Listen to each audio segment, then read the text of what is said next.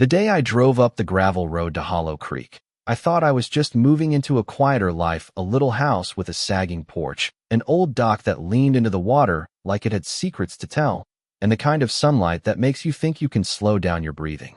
I did not expect my closing papers to be the beginning of a war, and I sure as hell didn't expect the war to come with a clipboard and a smile that didn't reach the eyes. Lydia Harrow was waiting at the mailbox when I pulled in, clipboard in hand, necklace clinking like a gavel. She looked me up and down, polite, practiced, and said, "You do know the lake is not private, right?" Like she'd just asked the time, like this was a friendly reminder and not a challenge. That was the hook. 3 sentences, and my new life became a line in someone else's story. I'm Ethan Rhodes. I work with my hands. I like coffee that's too strong and dogs that think the world's a giant playground. I bought the place because my grandmother's letters mentioned a lake, because I wanted to learn the maps of a place that felt older than me. The deed was straightforward on paper. The property included riparian rights, an old survey attached, and a scribble from a county clerk that my lawyer had translated into plain English. Yes, the dock was mine. I told Lydia that. She smiled like she'd heard that before and said, "County records are messy. Tradition matters more here than ink." That was the first time I felt the shape of what I was up against. Not law, but habit. Not facts, but theater. Lydia wasn't cruel at first. Cruelty would have been honest. She was a social director with a steel spine. She organized cobbler nights, potlucks, and a weekly walking group that doubled as an information network. People liked her because she made things look smooth. What she did was simpler and smarter than malice. She rewrote the neighborhood's memory. She told people the lake belonged to the HOA. She told them that docks had always been shared. And when I handed out photocopies of my deed, she folded her hands and asked, with a sweetness like icing on a lawsuit, "Do you understand we should all talk about this at the next meeting? We're all neighbors." Translation: public shaming, a spectacle. You start to understand a place by the way people avoid looking at you when the person in charge says your name in a tone that's half lecture, half warning. Notices began to appear on my door: violations about a fence that wasn't there, a complaint about a trash bin that sat on my driveway for 2 hours after a storm. A neighbor would wave from across the street and then look away. Someone left a note under my doormat with no return address, not a friendly face. Small things, but the kind that make you question your breath, your footing, until you're walking through your own life like it's a minefield. I'd spend nights reading lines from the deed until the words blurred and the ink looked like prophecy, and I found myself having to remind myself, this is real. You paid for this. This is yours. I didn't react with fireworks. I'm not that person. I picked up my phone, called the county recorder, and drove to the municipal office to ask for the original survey. When the clerk handed me the brittle pages, I felt something like relief and a little bit of fury. Proof is a heavy, satisfying thing. I made copies and I went to a woman named June, who ran the farmer's market and had the kind of steady voice that can make people say the truth without even wanting to. I told June everything, and she said, "You don't have to fight it alone." She gathered 3 other neighbors, a couple who fixed boats down by the marina, a retired postal worker who remembered when the town had 2 gas stations, and a guy who owned the corner diner and knew how to print flyers.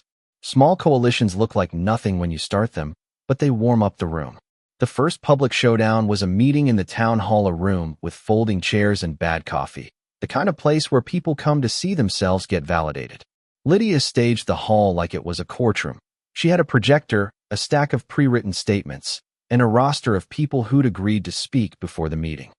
I walked in with my copies and a calm that masked the rapid beating under my ribs. When she took the podium, she smiled and said, "We're here to preserve our way of life." And the room murmured in agreement. I said, "I want to show you the deed." That was all. The murmur turned to a ripple, and then to a hush like the tide rolling back. She punctured my moment with a line I'll never forget. "Paper doesn't make a lake private, son." That tone, patronizing, final, was intended to wash the room in her authority. I'd expected anger. I'd expected petty lies. But I hadn't expected that the biggest weapon would be social narrative. Get people to believe something, and the law becomes inconvenient background noise. I read the deed aloud, slow and even, and a few faces shifted, just enough. When an elderly board member coughed and muttered, the tide began to change. But Lydia's influence is not brute force. Its drip remind people of who you are, who you know, what clubs you run, and you slowly make folklore out of gossip. Then came the escalation. People remember the kind of act that moves a slow ache into a broken bone. One morning I woke up to find the dock spray painted in red, a message that wasn't aimed at a property line so much as at me. Go home. The paint smelled like a threat.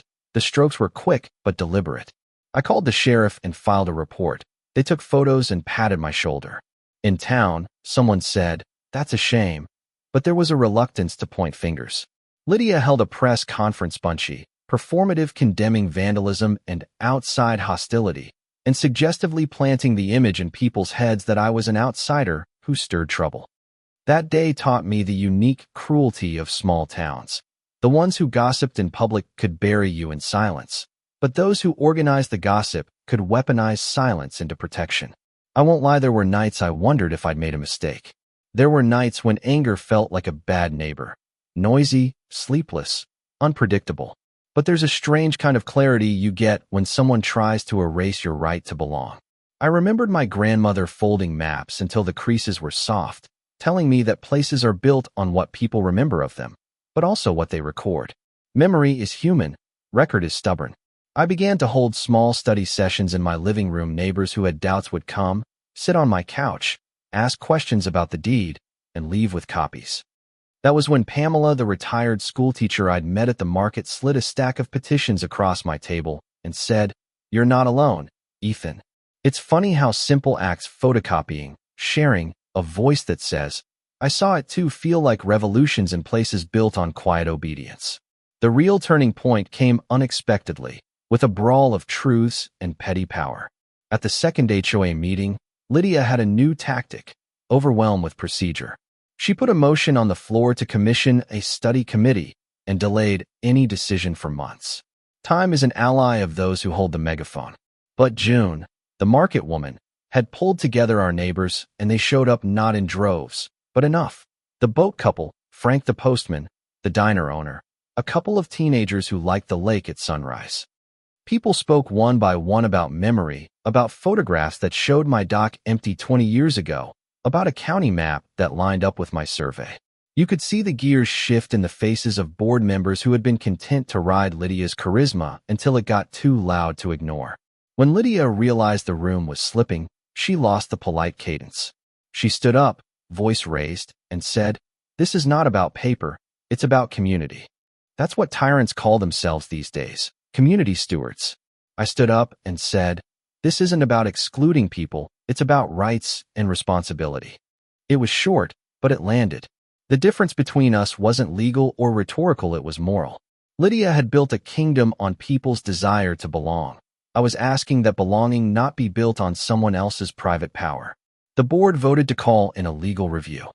They couldn't hide behind tradition when legal reviewers were flipping through parchment and county records in fluorescent light.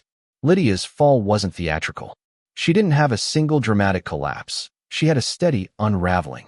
Board members who had once nodded along began to say, "We need to follow the law." She argued in meetings. She called me on the phone to suggest we work out private understandings, and when I refused, the phone call stopped. In the end, she resigned, not with a clash like a soap opera, but with a resignation letter that thanked everyone for years of service. She left town socially intact. She still taught quilting on Thursdays, but her grip on officialdom had slipped. There's a quiet cruelty in that, too. You can lose your power and keep your social life. Consequences in small towns sometimes favor the well-connected. Afterwards, the lake didn't become a cinematic utopia. People still disagreed about dock lights and fishing spots. There were still tangles of misunderstandings. But the dock, mine by deed and by nights spent fixing it plank by plank, became a place where people came and sat down. I didn't gloat. I didn't raise a flag. The first summer after everything settled, I brought out folding chairs and put up a small sign that read, "Shared if asked, respected always." The sign was a compromise, not out of weakness, but out of a sense that owning something didn't mean closing it off, it meant stewarding it. Some neighbors liked that. Some thought I was soft. That's okay. There are worse things than being soft in the face of someone's hardness.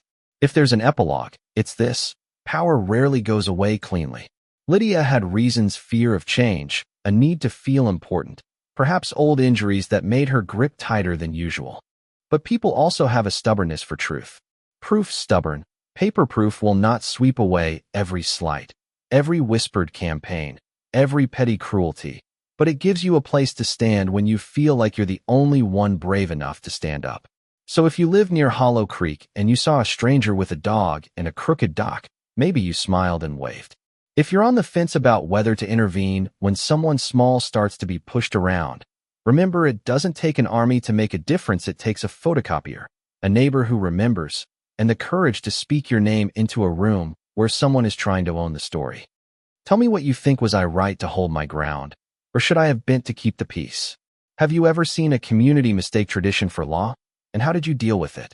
Drop a comment, share your story, and tell me in your town who gets to say what's ours and who gets to be left out.